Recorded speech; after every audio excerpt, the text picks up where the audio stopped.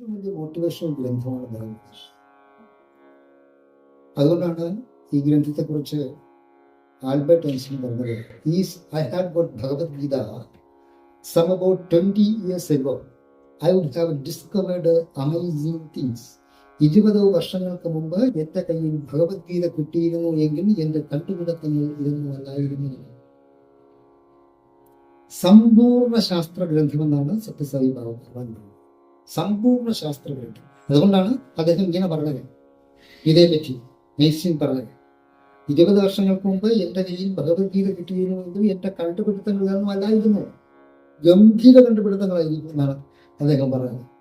അപ്പോൾ വളരെ സുന്ദരമായ ഒരു മോട്ടിവേഷൻ ഗ്രന്ഥമാണ്, ലോകത്തിലെ ഏറ്റവും വലിയ മോട്ടിവേഷൻ ഗ്രന്ഥം ഞാൻ പറയും ശരിക്കും ഭഗവത്ഗീത തന്നെയാണ്.